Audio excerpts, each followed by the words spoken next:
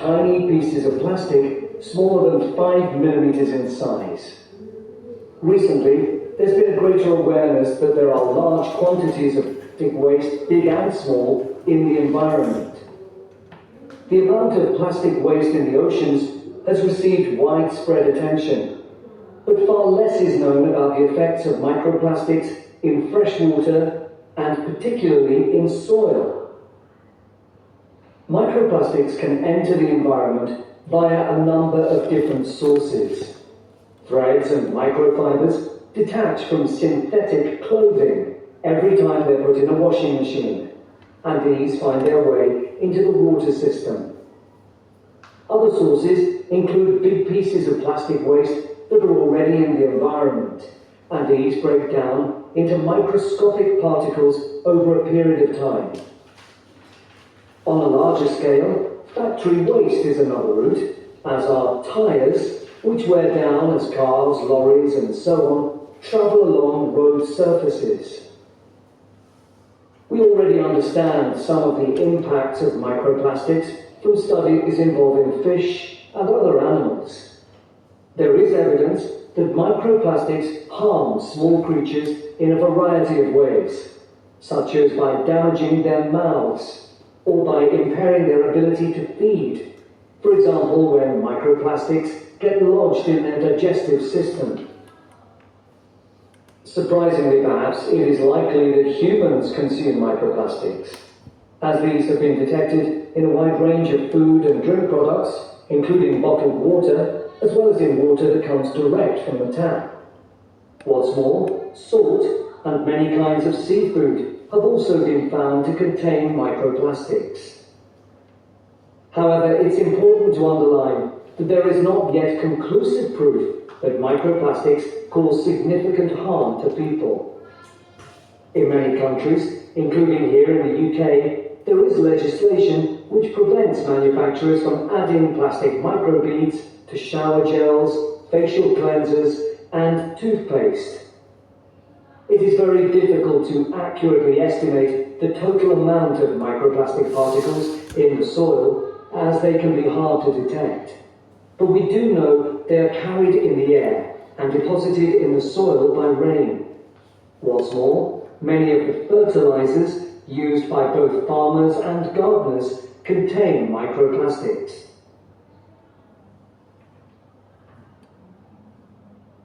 A team from the Anglia Ruskin University in Cambridge has carried out a study of the effects of microplastics on the digestive tracts of earthworms. These worms, which live in topsoil, are an essential component of our agricultural system. By feeding on soil, they mix nutrients into it, thereby making it more fertile. The researchers set out to discover whether the introduction of microplastics into the soil and the subsequent ingestion of these by earthworms would impact soil quality and ultimately inhibit plant growth. The short answer was yes, it did. After placing 3 different types of microplastic particles into the soil, they planted perennial ryegrass. The particles of microplastic, which included biodegradable PLA and conventional high-density polyethylene, or HDPE, were then ingested by the earthworms in the soil. The result was that the worms lost weight rapidly. What's more, a lower percentage than normal of the ryegrass seeds germinated, and the researchers concluded that this was a direct result of the earthworms being unable to fulfill their normal role in making soil more fertile. The team also discovered that there was an increase in the amount of acid found in the soil, and this was attributed mainly to the microplastic particles from conventional HDPE plastic. The conclusions of the study make for very interesting reading. I've included the reference in the notes to give you at the end of this session. To summarize, the authors propose the idea that we need to regard soil as we would regard any other process in nature. This means we should accept the implications of soil being dependent on decaying and dead matter constantly being passed through the bodies of earthworms. That is, when soil becomes impoverished by the presence of microplastics, not only ecosystems, but also the whole of society are negatively impacted. That is the end of part 4. You now have 1 minute to check your answers to part 4. Sandra, give me your paper of the chat.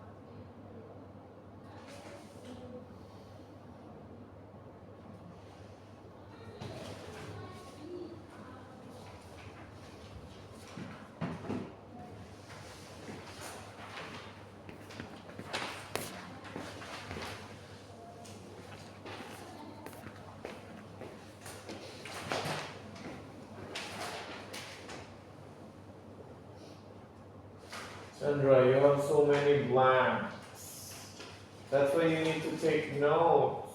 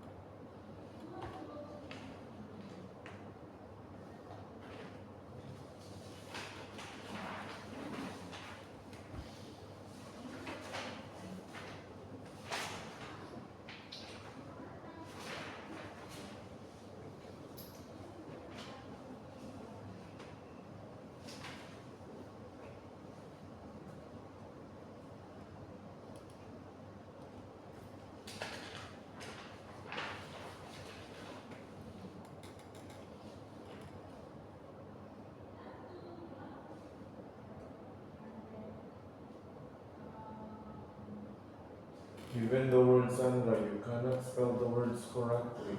The words are much more easier. It's just like a spelling. They're telling you one by one that, oh, your answers are wrong.